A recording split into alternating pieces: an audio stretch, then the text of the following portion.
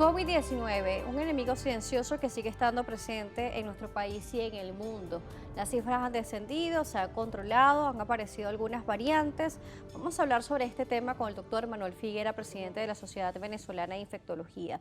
Antes de hablar sobre de bajar la guardia o no en esta temporada, me gustaría hablar con usted, doctor, porque usted en este año, comenzando este año, ha hecho una campaña bastante importante, tanto la sociedad como usted, sobre el nombre de las variantes y el nombre de las subvariantes. Se ha hablado mucho, se le ha dado demasiados nombres, pero esto realmente, ¿qué impacto tiene? Tanto en la parte psicológica del paciente como en el mundo.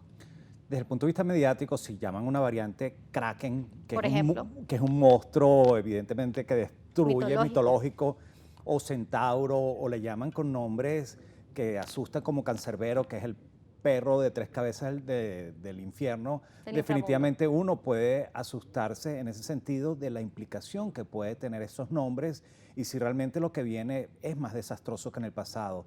Y lo que estamos viendo hoy en día, que COVID-19 no tiene el mismo impacto que en el 2021 e incluso que en el 2022.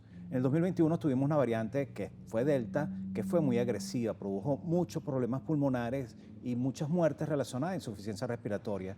Pero desde el 2022 que tenemos Omicron y las subvariantes de Omicron, se tienen algunas características. Primero, el compromiso pulmonar es mucho menor porque afortunadamente afecta más las vías respiratorias superiores y tiene el otro elemento que es mucho más contagioso. Entonces están ocurriendo muchos más casos, pero menos severos. Eso lleva a menos hospitalizaciones y menos muertes. Pero también tenemos una población que está vacunada, una población que ha sufrido infección en el pasado y por eso estamos mejor preparados. Igualmente tenemos tratamientos disponibles y sabemos más de la enfermedad. Entonces, ¿qué pasa con las nuevas subvariantes que están ocurriendo en Estados Unidos? Por ejemplo, la XBB.1.5 o también en otros países como la China, que fue la BF.7, están resultando mucho más contagiosas y también tienen la posibilidad de evasión inmune. Evasión inmune es que cuando uno genera anticuerpos de defensa con la vacuna o con las infecciones previas, esos anticuerpos no están funcionando tan bien, pero la inmunidad o defensa tienen dos componentes, uno que es la producción de anticuerpos y otro la inmunidad celular. Y las células sí están aportando una defensa adecuada y por eso las personas que están vacunadas o tuvieron infección en el pasado, a pesar de la evasión inmune que puede estar ocurriendo ahorita, no tienen infecciones severas. Entonces, ¿qué estamos viendo en el mundo?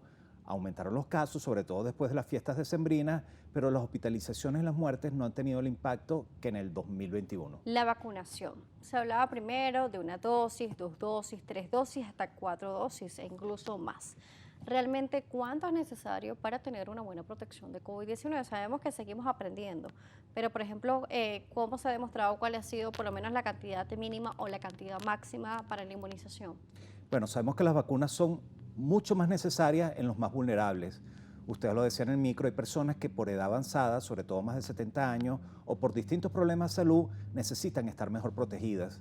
Y en estas personas son donde las vacunas están generando más impacto, porque son los que, estando vacunados, previenen mayor posibilidad de hospitalización y muerte. Pero hay personas jóvenes que al final sabemos que COVID-19 nos genera un impacto bien importante en ellos como enfermedad, pero el estar vacunados los protege de algún modo que incluso la infección puede durar menos y puede dejar menos consecuencias de COVID prolongado y al final es conveniente vacunarse a las personas jóvenes para no tener un impacto, sobre todo en el COVID prolongado o algunas consecuencias de la enfermedad y en los adultos mayores para disminuir la posibilidad de hospitalización y muerte. Entonces, los refuerzos se saben que son más necesarios en los adultos mayores y en las personas que tengan problemas, pero los jóvenes, si ya tienen 3 dosis o incluso si tienen 4 dosis, probablemente no sea necesario por los momentos colocar una dosis adicional, mientras que los mayores de 70 sí. El problema es que falta tanta información que a veces no hay posturas establecidas, por ejemplo, a nivel gubernamental, de una dosis adicional necesaria. Sabemos que 6 meses es más o menos lo que duran los anticuerpos que se producen a raíz de la vacuna y por eso en algunos países están colocando después de los 6 meses una dosis de refuerzo. ¿Qué hacer en Venezuela? Todavía no está establecido con las vacunas que manejamos, pero es razonable pensar y esperemos que haya autorización al respecto, que si uno tiene 4 dosis y tiene más de 6 meses de la última dosis, tiene más de 70 años, obesidad, hipertensión y diabetes, sería conveniente tener una dosis adicional, entendiendo que tiene más de 6 meses de la Claro, última y más dosis. si una persona tiene tres vacunas nada más, ha pasado más de 6 meses, ya es hora de colocar el Sí, ya refuerzo. es hora. Todos deberíamos tener por lo menos 3 dosis de vacuna desde los 3 años hacia arriba. una cuarta dosis se fundamenta sobre todo en los mayores de 70 Nos años. estaban preguntando sobre la combinación de vacunas, si es conveniente o no. No hay problema con la combinación de vacunas, incluso con vacunas que se están colocando en otros países. Al final se sabe que esa combinación refuerza la inmunidad o las defensas de una manera mucho más superior que incluso si fuera la misma vacuna. A pesar de que estén hechas de una forma diferente, es el mismo virus. Al final son tecnologías distintas, son plataformas distintas, pero generan el mismo beneficio de mejorar las defensas.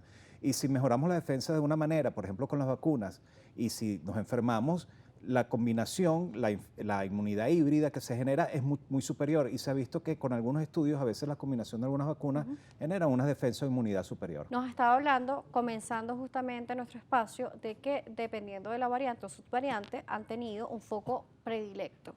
Pulmones, por ejemplo, Omicron, que ha sido una de las más frecuentes. Vamos a recordar cuáles son esos síntomas claves, o por lo menos los que más notorios son. Sabemos que a veces hay manifestaciones hasta enmascaradas en algunos pacientes, pero ¿cuáles son las más comunes? Bueno, es importante hacer entender que la única manera de diagnosticar COVID versus otras infecciones respiratorias es con pruebas de diagnóstico moleculares, principalmente por hisopado nasofaringeo, las muestras de antígeno. Los síntomas son diversos y pueden confundirse con otra infección.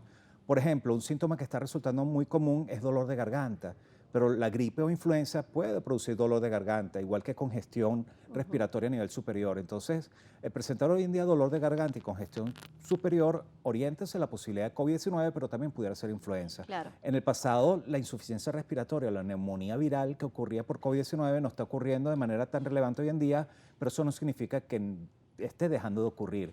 En el mundo todavía hay personas que están falleciendo por COVID-19 y son principalmente personas no vacunadas y de más de 70 años. Y muchos de esos casos de muerte es por causas respiratorias.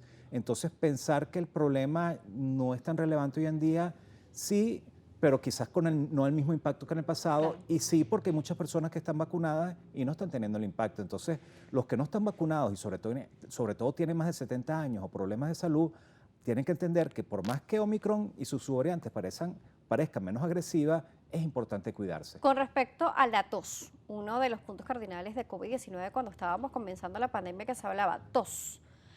¿Qué pasa o qué sucede con el paciente que mantiene la tos posterior a ya estar libre de COVID, por lo menos en las pruebas que se realizan? Sí, como estaba ¿Es diciendo, normal, no es normal? no, evidentemente que la tos persista después de un cuadro respiratorio es común, pero si la tos se transforma y se vuelve mucho más frecuente o empieza a aparecer dificultad para respirar o cansancio, o adicionalmente el esputo, la expectoración cambia de características, se vuelve más espesa, amarillenta, verdosa, debe acudir, porque una de las posibilidades es que esté complicándose con una sobreinfección. Las personas que tienen infecciones respiratorias, sea influenza o COVID, tienen posibilidad, y sobre todo si tienen problemas pulmonares de base, son fumadores o tienen asma, de poder complicarse desde el punto de vista de infección bacteriana. Y la manera es evaluándolo. Es importante entender que COVID es una infección viral y el 95% de los casos prácticamente no requieren antibióticos, pero puede haber un 4% de casos que se pueden complicar con una infección bacteriana, y esos poquitos casos son los que requieren antibióticos, y suele ocurrir en los casos severos o posteriormente que se complican más adelante. Por supuesto. Pero desde el principio no.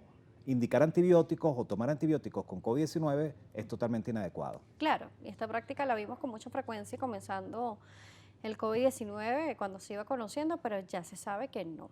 Solamente en casos puntuales, específicos y referidos por el especialista. Doctor, vamos a una pausa y vamos a ver también la diferencia entre los cuadros de virosis que se han presentado y también COVID-19.